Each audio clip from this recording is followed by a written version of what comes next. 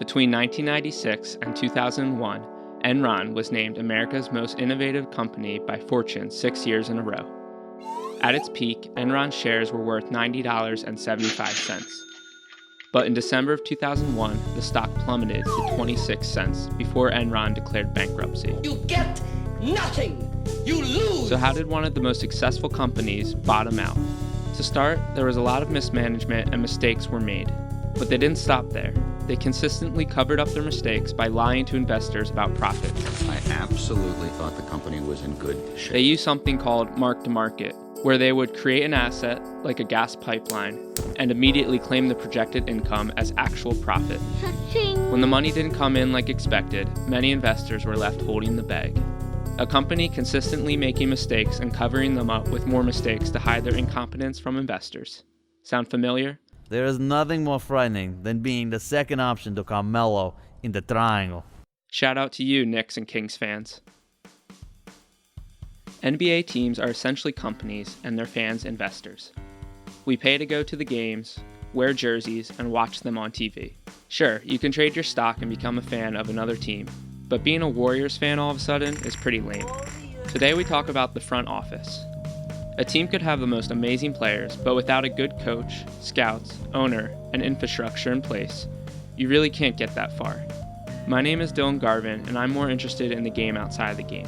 In this simple game that involves 1 ball, 2 hoops, and 10 players, how do you crack the code and build the perfect team? This is Dynasty.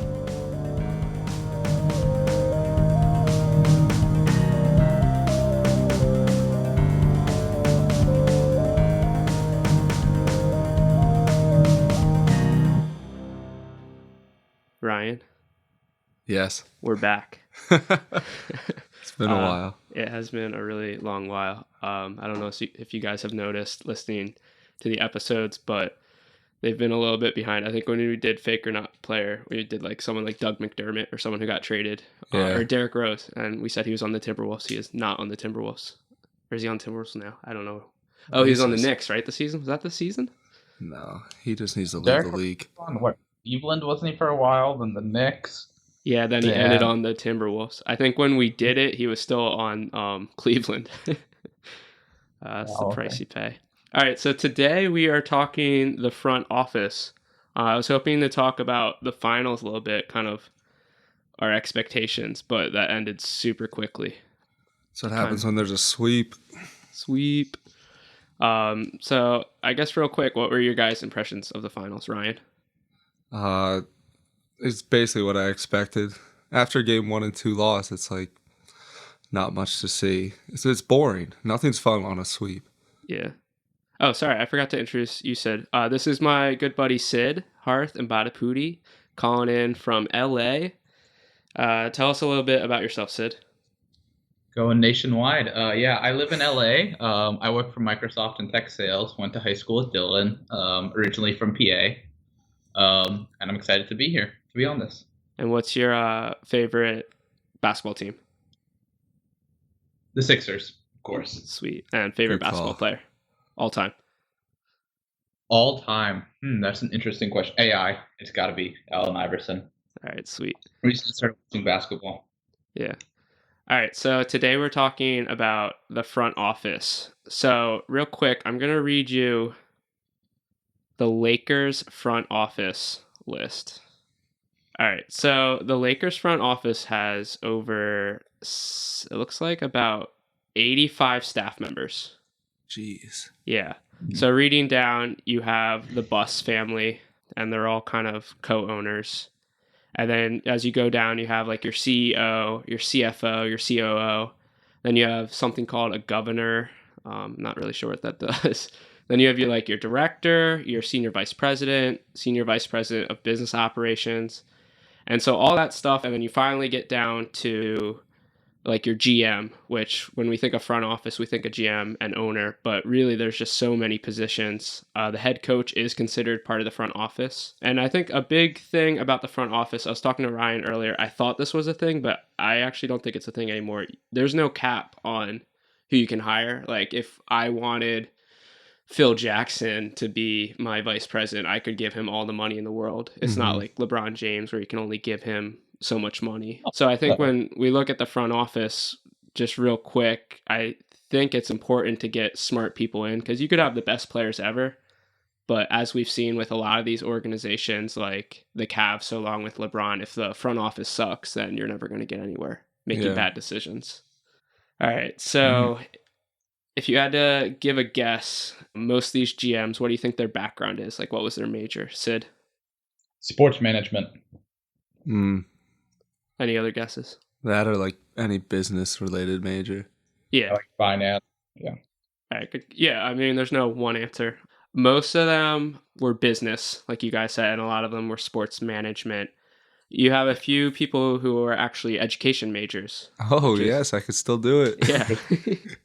And then you have your analytics guys, like your mathematics guys, who probably did not start in thinking they were going to go into sports, but then realized you can make a lot of money. So that's like your Daryl Morey's of the Rockets, Sam Hinkie. And then you also have a lot of former NBA players or former coaches even. So those are kind of the guys who may not know the number stuff as well, but they definitely know the game because they played it. Mm-hmm. And I think that's kind of my first question. Is it better to know the game or know the numbers? So if you were an owner of a team, would you hire a guy who was a great basketball player, like super high IQ, like say Chris Paul? Or would you hire a guy who was super successful at running like a tech company and definitely knows mathematics and is like a people person, gets deals done? I mean, I would look at, it depends the player, because you look at Jerry West comes in and he runs, as a previous player, he runs, where was he first? He was at the Lakers, right? Ran it really well, and then went to the Warriors, ran it well, and now he's with the Clippers. But then you got people like Magic coming in, and I just feel like, I mean, I haven't seen him do anything, but you don't know if he's doing well. And other previous players that come in, and the analytics guys, they just are constantly looking at it as a business mindset, and I feel like they're making smarter decisions, whereas some NBA players just get in their head of like, this is how I think it should be run. I mean, you look at Larry Bird trying to run stuff. You look at, I think Chauncey was going to come to the team, Mark Jackson, stuff like that just didn't work out. Like Isaiah Thomas on the Knicks. I don't know if you remember, he did a terrible job. I mean, all the horrible jobs are usually done, or like there's bad experiences are usually done by previous players. That's true. I feel like they get the job because of their on-court reputation and not really the off-the-court reputation. Yeah. What do you think, Sid? I think it's actually a really cool question, and it kind of makes me think about Howie Roseman, even though it's a different sport. When before Chip, he was very like analytics, very numbers based, which had a little bit of success, but a lot of times it worked out where the Eagles just weren't great, or they were very mediocre because they made like kind of poor player decisions a lot of the times. But then when he came back, it became a lot more of like he kind of balanced it out a lot more, where it's still analytical to a certain extent, but he also thinks about like keeping Jason Peters even though he's 36, or like players who sometimes for their leadership, and even though they may be old, they can still be good, and just thinking about like a variety of perspectives. So like Ryan said, I definitely feel like you need a balance to be great, but if you have one, it would probably be better to be analytics. Yeah, I think with the balance too, like looking, like you said, the Eagles, Howie Roseman was so analytical. And then you get Chip Kelly, who didn't really seem like a player's coach because he wanted to run his system right. And it didn't seem like a guy could come up to him and be like, hey, coach, like I know you want to do this, but I think I could do this better. And then you get a guy like Doug Peterson who comes in, who seems like a great player's coach. Like people love to play for him. He's a really humble guy. So I do think like having that balance is a really good idea for your front office. So my next question is, you don't have to know the GMs. You get bonus points if you do. Who do you think are the top GMs? No right answer here, but or a top team in your opinion, and just kind of give a reason why. We'll start with Sid. That's an interesting one. I think definitely Boston with Danny Ainge is pretty good. But then to a certain extent, he did luck into the Nets trade to a certain extent, because that's a former player right there too. Yeah. Just saying that. Sorry, go ahead, Sid. Former bench player. Yeah. I think he has rings, right? He played with Bird. Maybe. Yeah. Yeah, Boston. Sorry, go ahead, Sid. And then Daryl Morey for Houston. Yeah. I think is really as well. Just from the perspective of, as a GM, to a certain extent, your major job is just making sure you have or trying to get as many superstar players as possible and managing the cap to a certain extent. And I mean, Boston's stacked for the next 15 years with the roster they have now. Yeah. They're one series away from the finals without Kyrie and Gordon Hayward. That's a great GM right there. And of course, Daryl Morey with James Harden and Chris Paul and even their supporting cast like Eric Gordon is just amazing as well. Yeah, it's nice to see these GMs who Daryl Morey. I think the Dwight Howard signing was a mistake, but no one really knew. You had to try. I think it's cool that he just Everyone tries. had to try. And now, with the Warriors, it's cool. You see a couple of these teams are we're not backing down. We know the Warriors are better, but they came so close to Game 7 because they tried something different. They said, okay, a lot of people are we don't want to play the Warriors game. They said, we're going to play the Warriors game. And they came so close. Ryan, who are your favorite GMs or who do you think are the top ones? I would agree with saying Danny Ainge. I mean, you hate to say it as a Sixers fan, but everything he does has been pretty successful for his team, setting them up for years to come, like he's saying. I mean, that's the big difference is some teams are constantly just running it back, same thing, and not really building for a future. Yeah. You look at the Raptors getting stuck in the same situation each year. Something's got to change big. And I mean, they got rid of the coach, but... Yeah, their GM has been there since Bryan Colangelo has left, who we'll talk about later. Masai Ujiri. Yeah, I like him. Did you guys see the tweet on from Bryan Colangelo about... No. Oh, what did he say? Well, he kind of got ousted, kind of like Sam Hinkie did. And so he was just talking about how when the Raptors lost the Cavs, he's no one's looking at the GM. Everyone thinks Masai can walk on water. And it was just really funny. It was very clear that it was Bryan Colangelo speaking. One that you guys didn't say, or two, I think, R.C. Buford of the Spurs. I just think it's crazy. He's been there the whole time since the Tim Duncan era. And then you look at teams like the King. Well, the Kings have Vlade Divac has been there for a while, right? The Hawks or the Clippers. A lot of teams that have just constantly go through new people. But then you look at the Spurs, just that model of consistency. And then recently, the Golden State Warriors, Bob Myers, did such a great job. I mean, it helps when you have 2-3 top 15 players to recruit Kevin Durant, but just making that work and still being able to keep Andre Iguodala and Sean Livingston. So now we talk about the worst GMs. You probably don't know them if they're that bad, but we could kind of just talk about the worst teams and kind of mistakes they've made in the past. So Ryan. So who's the Suns GM? The Suns GM is Ryan McDonough. So he's doing a bad job. Why do you say that?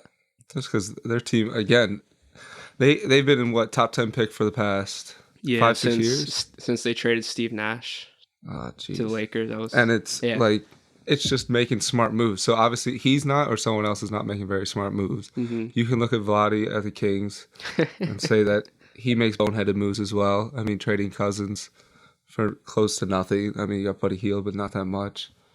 Just teams that you see in the lottery consistently with no growth is your problem. And I think of too, like sometimes these GMs, it's not really their fault, and that's usually when you don't know their names. When I think of the Knicks, I don't think of their GM, who is Steve Mills, by the way, but I think of James Dolan and recently Phil Jackson. And I mean, they're definitely calling the shots. It's kind of GM okay, you do all the nitty gritty, but James Dolan has made such bad trades. Did you guys watch the Game of Zones with Porzingis? Mm-hmm. You see that? Oh, yeah. Yeah. That was great. Sid, sorry, I'll let you go. Who do you think are some of the worst run teams in the NBA?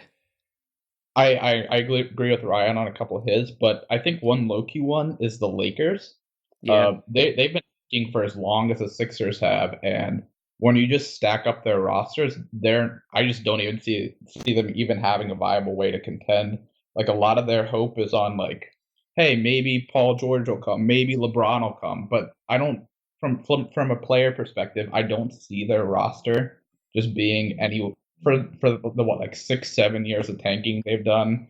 The high picks, trading them away. I just don't see their roster being nearly as good or having nearly as much hope as another team like the Sixers. And they've been lucky too. They shouldn't have had really their pick. Should have been ours. It's been held off for so long, and just moving into the top 2 a couple of times. I think Brandon Ingram's a solid player. We'll see with Lonzo Ball.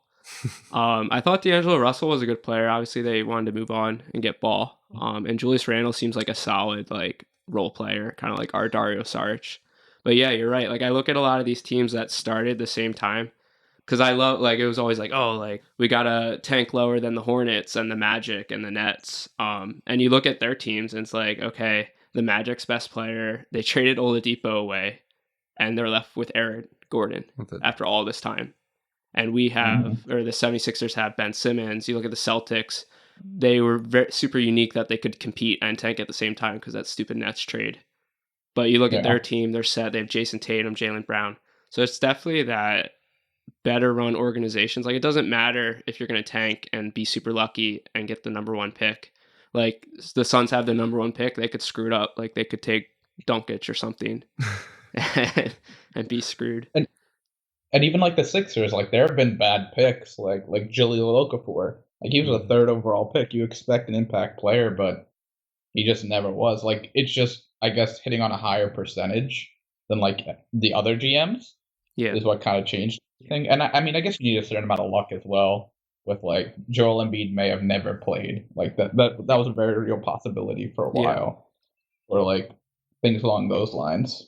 And there's definitely, like you said, there's risk involved. Like who knows if Jahlil Okafor had been drafted by the Celtics, would he have been better because they have a better coach, arguably, or like just at the time you could see how frustrated Okafor was. So why should he try to get better defense? You never know. Every like potential is endless for certain players, and obviously you never know when injuries are going to happen. But you definitely need to do your scouting and figure out, okay, does this guy actually have a work ethic, and will he fit in with the team? That's the truth. And the organization. They were saying if Steph got drafted anywhere else, like when he started messing up his ankles again right out of college, the Warriors really took it slow, rebuilt it, changed his technique of how to walk, how to step. So because they knew it was just going to keep happening. Where if you're playing on a team that's just trying to make a push, they just drive him into the ground and play again and again and again. And he'd be out by now. And do you guys remember a while back the Timberwolves and the Warriors almost traded Klay Thompson for Kevin Love because the Warriors kept, they were like so close and like, all right, we need to try something different. Imagine if they had done that. They would like, do you think they'd be nearly as good if they had Kevin Love instead of Klay Thompson? I think it would change a lot of things because then who would the Cavs have gotten? Would they kept Wiggins? Like stuff like that. And I think like Kevin Love was a great player on a terrible team.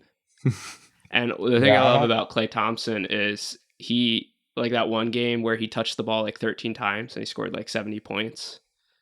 They were just saying like the total amount of time he actually had the ball in his hands was like below 3 minutes, which is crazy. Like that's such a valuable player. Because there's so many players where you can put the ball in their hands for like 40 out of 48 minutes and they're going to score, but it's a talented league. A lot of people can do that.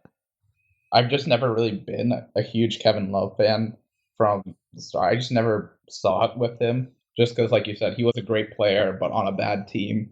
Yeah. Like there are a lot of people out there who can hog the shots like Michael Carter-Williams and like just the numbers and blow the stat sheets out. But when you're not really seeing... Like they were terrible. They were winning like 20, 25 games. Like when he was there, like I just never saw it personally with Kevin Love. And Klay Thompson is much more valuable, I think. So do you guys think kind of trickle down economics or from the bottom up? Do you think it starts with your ownership or does it start with great players? Like LeBron, could he go to the most dysfunctional organization and make it to the finals? Could he go to the Knicks and make it to the finals next year? Oh gosh. No. Yeah. I mean, you're picking one of the top two players, I mean, ever to play. So that's if anyone's going to do it, it'd be him. But I think it trickles down. If you have someone stupid at the top like James Dolan, like they make the final call. I mean, if you have someone dumb running the organization, they're the one that make the hires. They could either get rid of whoever, pick up whoever. I mean, they could ruin the whole thing. And again, you could have great players, but they could give you a stupid coach. Yeah. Like it could ruin it all. I think LeBron's a unique case where he basically runs a team, if not the organization by himself at times. Yeah. I agree. LeBron's just kind of his own unique case where Dan Gilbert, I wouldn't even classify him as really the fact that like they've never really had like outside of Kyrie and like the couple years where Kyrie, Kevin Love, and LeBron were there, they've never really had a good supporting cast. And when LeBron left, they were they had the number one pick like 4 years in a row when LeBron wasn't there. Yeah. Like he's like one player in the NBA today who could like carry like an entire franchise. Yeah. And then, but then in other cases, it really is just how good is your owner and like how willing is he to like make analytical decisions, make good hires, and like and be patient when it comes down to it. So we are going to play a game real quick, and after that, just to give a little preview to you listeners, we're going to talk about Sam Hinkie just a little bit, and Bryan Colangelo and everything that has happened in the last 2 weeks. All right, so if you guys have listened, I know Ryan, you have. Sid, you were saying you haven't heard it yet, but we've been playing a game called Fake or Not Player. So basically, I think I have 30 players written down right now, so you'll both get 15 each, 30 names. And so these are all either they're current NBA players who are on a team. I made sure they're on a team, not a free agent, or they're a completely fake player that I made up and tried to do my best to make up a fake name. So I will say the name, you will say real or fake. If you get that correct, you get a point. And then if it's real, regardless if you got it correct, you can guess what their position is and their team that they're currently on. Sound good? Sounds good. Good, yeah. All right, cool. Sid, we'll start with you. De'Aaron Fox. Oh, come on. Real. All right, position. Point guard. Yep, team. The Kings. Ryan, Enes Kanter. Real. Center, New York Knicks. Oh, I got to write down. I made the mistake of with Colin. I did not write down the score. I had to So figure it the out score's after. 5-1, right? Yeah, 5-1, Sid. What? Yeah. All right. Have you seen Enes Kanter's posts online? He No. like travels the world by himself and just takes photos. Isn't he? He can't go back to his home country, right? Was it? I don't know. He like called out the president, or he was like basically Oh, a I dictator. did read something on that. Yeah. So yeah, he's crazy. Same. Stash brother. All right, Sid, your turn, right? Yeah. All right. Yeah. Aaron Trevor. Fake. Yeah, point. All right, Ryan. Luke Kennard. Real. Yes. Dang. I don't even know. Let's say small forward. His position. Yeah, I'll give you that. Yeah. Shooting guard, small forward. I don't know what team he plays Team. on. Who am I thinking of? Next deal. Yeah, Steele Sid. Sure, we'll put it. I want to say the Pistons. Yeah, that's right. Oh my gosh. Wait, He's Sid using just looking Google. this stuff up? He's not with us. Sid, no you cheating, want me man. I wasn't cheating. No, I I'm just actually kidding. know that. I play NBA. My phone. Oh, he does play NBA. Yeah, no, I got you. I knew that one because I wrote it down. All right, Sid, your turn. Doug McDermott. Real. Wait. I want to say shooting guard Yeah. Yeah. and the Bulls. He was on the Dougie Bulls. McBuckets. You want to guess right or steal? He got traded to the Cavs, and then after that, he went to. I don't even know. Did he go to the Timberwolves? No. He was. I think he was on the Timberwolves for a little bit. Didn't he stay with Taj? Or- Where's he Is now? on the Pelicans? No. not the Pelicans. All right. He's on the Mavericks. Oh. No one pays attention to Texas. Yeah. Right. Yeah. Chris Middleton. Real. Yeah. I don't even know what position he plays. You can Let's go team say- first if you want. Oh, I can do team. I don't even know what team he's on either right now. Position. Let's say small forward. I'll give you that. Yeah. He's a wing. And then team, Chris Middleton. Let's say the Indiana Pacers. No. Sid. The Bucks. Yeah. You hear that right, Bucks? Yeah. Sid, your turn. Jordan Bell. Real. Yes. Center for Golden State. Yeah. Ryan. Nicholas Batum. Fake? No, he's real. What kind of name is that? You can keep going though. Just don't get that point. I have no idea. All right, Sid, you want to steal? Shooting guard. Sure. I'm gonna say for the Hornets. Yeah, Yo, this guy's on Google. this guy's totally on Google. You're looking at my video. Yeah. All right. Jeremy Grant. Jeremy Grant. Oh, he played for the Sixers. He's real. Yeah. I want to say power forward. Yes. He played for this. Where is he now? Who did they make trades with? Dallas, maybe? No. I'll tell you.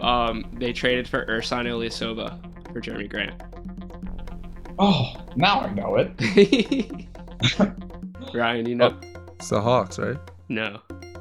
What? Oh, really? And I don't know that. Yeah, he's actually on the Thunder. So originally the Thunder signed Ersan Ilyasova. A few months later, traded him to the Sixers for Jeremy Grant and a protected first round. Then the Sixers traded Ilyasova to the Hawks for second rounders, and then signed him when the Hawks cut him. So Ersan's been around a bit. What a long trip. I know. All right, Ryan, your turn, right? Yeah. Okay. Kyle Anderson. Real center for the Spurs. He is real. Does he play center? He plays for the Spurs, but he's not a center. Sid, you want to steal? He's so tall, though. Position. Power forward? No. I'm gonna. Yeah, small forward. Oh. You told me it's so. Damn it, Ryan. He is so tall. Well, he's lanky. That's why he looks so Yeah, tall. it looks like they call him. What do they call him? A sloth. Gumby. He plays so slow. They said. Who's the guy? Who's the Kyle guy on the Anderson. Oh, sorry. Rock? Oh, On the Who's Rockets. yeah. Which Who? guy? Clint Capella? Maybe I thought Kyle Anderson was on the Rockets. Never mind. Keep going. Oh, Ryan Anderson. The white guy. Yeah. Kevin Love. Light. Kevin Love Light. All right, Sid. PJ Tucker. Real. Houston Rockets. I want to say power forward. I'm gonna say no Too because big. he's a unique player in that he plays small forward. Plays but a 2, I thought. he 2 or 3. He's a wing, but this year he played a lot of center, and they're super small ball lineup. He's What? 6'6". But they did list him in center in multiple games. So if you had said center or small forward or shooting guard, I would have given it to you. But he said power forward. But a small forward and a center combined is power forward. Yeah, sure. This No, is center no minus a transitive small property. forward. All right, Ryan. Curtis Simmons. Fake. Yeah. Is that Ben Simmons' long lost cousin? Sid. Jody Meeks. He was a player. Like, is it only current players? Yeah, it's only current players. So I'm gonna guess he's real Yes. currently. Oh, I have no idea what team. He's old. I feel like he's a center. No. Oh, then I have no idea. Yeah, Ryan. Steele. Does he play point guard? He's okay. listed as a shooting guard. I believe it. I have Come no on. idea what team he's on. I thought you were talking about Jodie Foster and Flight Plan. I'll just tell you guys, he plays for the Wizards currently. Yeah, he's been around. All right, Ryan. Joe Ingles. Ooh, real. Yeah. Plays for Utah Jazz, Mhm. and he's a shooting guard. Yeah. Raining it downtown from Australia. Sid. Jamie Calkins. Fake. Yeah. I just put cock on my shower head this weekend. Put cock on your dick. They're Ryan. fancy. So. Caleb Swanigan. What's the name? Caleb Swanigan? Yeah. If this guy's real, I'm gonna flip this podcast. Fake. Nah, he's real. What? Sid. You don't know this guy's Sid. I'm gonna go with small forward. No. Damn Ryan, it. you can steal back. Team. A good Matt. bench player. He gets the towels. Let's say, what'd you say, small forward? He's a center. Yeah, he's center. Oh, yes. And he plays for the The Portland Trailblazers. Yeah. Yes! What a great guess. What are the odds? Oh my gosh. I picked the weirdest team that I probably wouldn't pay attention to. What are Not the point weirdest. totals right now? What are the what? Point Totals? Sid is winning 20-15. What? How did I get 5 down? Can we have a double Jeopardy round? Double Jeopardy. Double whammy, double whammy. All right, Sid, we'll do a few more. Wesley Matthews. Real Dallas Mavericks. Yes. Yes. Shooter. Yeah. Clean sweep. Nice. How much did Alex get? How much did Alex get? I think he got 27. Oh, I'm close. Yeah, you are close. 3 more. I think he got 2 wrong total, and you've only gotten 1 wrong, I believe, or maybe 2. I don't know. We'll have to listen back. I'll edit all this out. No one, Alex. He lost on. He went down on purpose to seem not as good. Did No. Alex at once? What did you say? I did beat Alex at horse once. That's true. You played Was he on blindfolded? your home court, though, with a dead backboard. And you used your famous elephant shot. Yeah. It's Ryan's turn, right? Yeah. Okay. Yeah. C.D. Houseman. Real Cavaliers. Oh, what position does he play? He plays the 2. Is he shooting guard or is there a small forward? Except unicorn. Yeah, he's not technically a unicorn, is he? He's not unicorn. I mean, he's a forward. Yeah. They literally listed him. They wouldn't give him a position, which I kind of find sad. He only played garbage Kind minutes. of sad. I like him. He's a good celebration guy. Yeah, he's a great celebration guy. Sid, Julian Stice. Fake. Yes. Ryan, Paul Ariza. Are you mixing names together? Fake. Yeah. Yes. Sid, Gary Harris. Real. Yes. The Nuggets. Yes. Power forward. No, Ryan. Ooh, I think his brother plays power forward. Then is he small forward? Is he? No. What position he play? He's a shooting guard or point guard. Oh. His twin brother's in the league, right? He has a twin brother? I thought the Harris brothers. No, that's the Who am I thinking of from Kentucky? Harrison. Ah, Yeah. Harrison. And who's the guy on the Celtics and the other guy on the Wizards? Those two Oh, twins. the Morris brothers. Yeah, the Morris brothers. The whole episode on twins. All right, so 2 more each. And right now it is 25-19. All right. Ryan, Yogi Ferrell. Real plays for the Mavs, Yes. and Yes. he is their point guard. Yes. Yes. All right. Sid, Ivory Jensen. Fake. Yes. Leroy Jenkins. Leroy. Ryan. Dylan Brooks. Fake. No. What? Damn. Should I give you his college team? Is that possible? I know he played for Oregon. Yeah. Damn. I know I think he's a power forward. No. I just can't get a break on this power Right. forward. One of them will land. You can guess position or team, but if you get it wrong, it goes back to Sid. Oh, I can. Yeah. Shooting guard. Yes. That's right. And the team he plays for right now is the Wizards. No. Sid, sporty guess. I don't even know. Let's go with the. Ooh, that's an interesting. Let's go with the Nets. Nets? No. Oh, All that's right. who you He guess. plays for the Grizzlies. And the only reason I know this is because I'm friends with a guy on Instagram who runs a Memphis Grizzlies fan group that has 14,000 followers, and he loves Dylan Brooks. So I see it every day. All right, Sid, last one. Josh Hart. Real Lakers. That's easy. This is the one, right? This is 27. This is the one. Yeah. I'm gonna go with small forward. Please be right. I'll give it to you. He's a wing. Yeah. And actually, you got 29. So, Oh, hey. let's let Ryan get one more. Oh yeah, let's let Ryan get one more. Ryan, John Henson. Fake. No, he's real. What? Sid, you get more points. center for the Bucks? Yeah, that's crazy. You knew that. Why do you know that? Because he plays with Giannis. He plays with Giannis, and he was terrible. Yeah, Yeah. he's like the exact same body as Giannis, but he's terrible. Like Giannis is a better center than he is, and Yeah, Giannis is better at everything than everybody else on this. so Sid got 31, Ryan got 23. So congrats, guys! You both broke 20. What do I win? What do we get? I'll give you a T-shirt. Oh, Actually, Sid, I have a T-shirt for you next time I see you. Oh, Yeah, 100% cotton blend.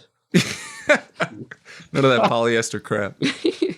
All right, so we've talked about Sam Hinkie a little bit on this podcast. I think I made Ryan tell me about him, so I'm going to make you tell me about him, Sid. Tell me about the man, the myth, the legend, Sam Hinkie. I mean, he was definitely revolutionary, and just like, this is a tough question to kind of just throw out of the blue.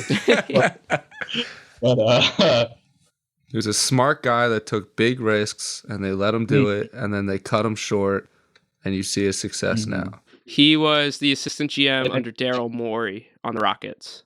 And then when the 76ers fired someone, I forget, the guy who actually went to the Nets, Billy King, who gave the Celtics all those players. Yeah, they fired him and Doug Collins, and then they brought in Sam Hinkie. And so his big thing was that he did the tanking. And then, so if you're a big Sixers fan, you'll know that they brought in Bryan Colangelo, who is son of Jerry Colangelo, who is the president of the USA Olympics basketball team. And Bryan Colangelo was the GM for the Raptors, and I believe he worked under his father at the Suns when his father was a GM. So anyways, they basically kind of ousted Sam Hinkie. They basically like did a power shift, and it was kind of controversial. So Bryan Colangelo, forgetting what has happened in the last 3 weeks, how did you feel about him, Ryan, as a Sixers fan? Indifferent. I mean, he didn't do anything. Yeah. He was taking the scraps from Hinkie, and even now, this is the last pick from Hinkie that they're getting at number 10. Yeah. So the only thing he did, I don't even know what he did. Gave Covington a horrible extension. And picked Simmons, who was obviously the number one. Yeah. So, I mean, he had to prove himself, and it wasn't looking amazing, but he didn't do anything super detrimental that made me like... Yeah. I think the big complaint people have is the Markelle trade, which looking back, hindsight's 2020. So everyone's like, oh, well, Jason Tatum's so much better. How could he have done that? But I mean, looking back, I didn't think it was a bad trade, and I still think it's yet to be seen. But Sid, how did you feel about him?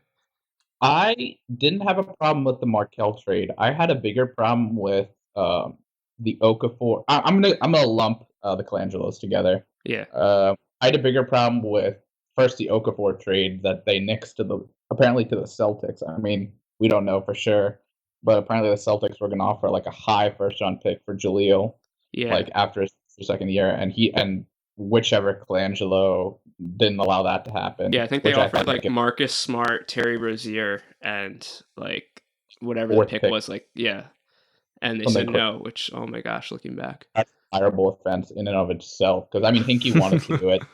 That's and then didn't get any. They might as well have just kept Nerlens Noel for the 6 months rather than what did they get, like 2 second-round picks? They got Justin Anderson, who's like I mean, I like him. He's a pretty cool player, but yeah, it was basically like they kind of just wasted away Jahlil Okafor and Nerlens and got nothing out of it. So it's like arguable that by doing nothing, they kind of ruined it because they had so much potential. And luckily, the 76ers still have like a lot of opportunity to right it. So the big thing that we're talking about just real quick is that recently, I guess in the last 2 weeks, I was up in the middle of the night doing editing and I see this article on my phone and I text Ryan. I'm like, you got to read this article. And it was that apparently some anonymous person on Twitter had sent Dietrich on the Ringer, an article that someone in the 76ers organization, probably Bryan Colangelo, had these 5 burner accounts on Twitter. And so after doing some research, he looked and basically the burner accounts were just complaining about coaches, mostly on the 76ers, other GMs, and then like a lot of players like saying that Joel Embiid was a baby, which like if you saw it, you're just like, oh, that's just some random guy on Twitter. That's just Earl Jr. Yeah, or I think Eric Jr. Eric Jr. Eric Jr. So basically the writer he sent over to the 76ers, he said, hey, like I got this tip saying that these 2 accounts, he said nothing about the other 3 accounts. And so they said, oh, well, the one is ours. I don't know what you're talking about with the other one. And the one that they claimed up to had nothing terrible on it. And they said they just used it to monitor the Twitter, like how people felt about stuff. And that's apparently probably teams wouldn't admit it, but it's apparently a common practice. And so, but immediately after they gave those, the other 3 accounts that he never mentioned shut down all at the same time. So he's like, okay, this is a little fishy. So he wrote this report. It came out, and basically they threw Bryan Colangelo's wife under the bus and said that she wrote them. Which is terrible. Which probably isn't true, because the stuff that they were saying was like very insider stuff. And so, I mean, I guess it's likely that he went home, complained to his wife, and then she took it upon herself to make these accounts. But let's be honest, what's the most likely thing that happened? He probably did it himself. Like, he definitely threw his wife under the bus, hoping not to get fired, but then they fired him anyways.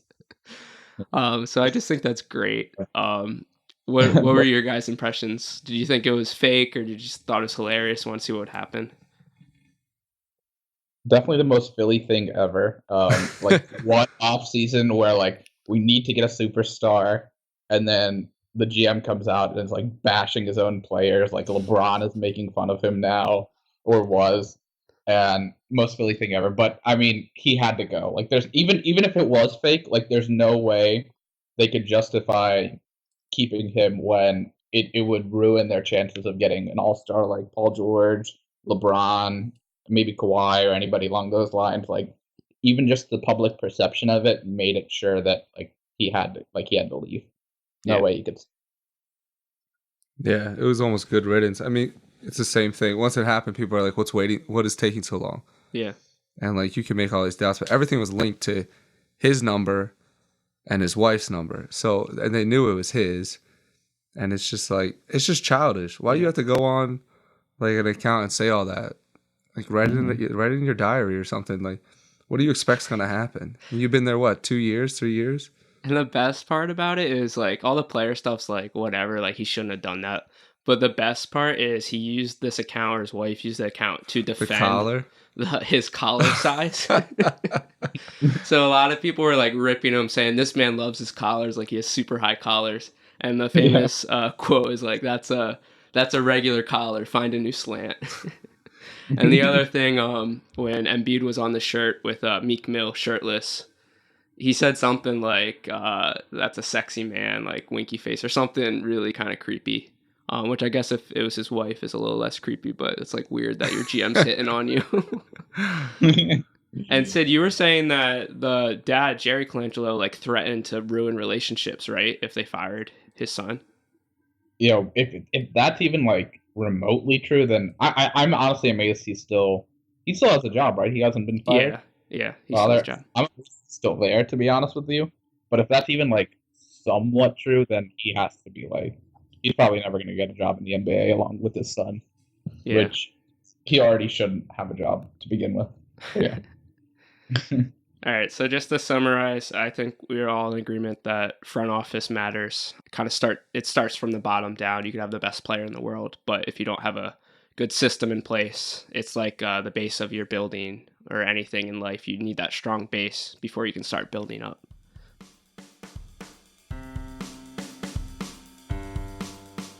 Hey, this is Ryan. Thanks for listening to our podcast today. Dynasty is produced by Studio D, and you can find other podcasts by going to studiod.co/podcast. You can listen to us there or any other way that you get your podcast.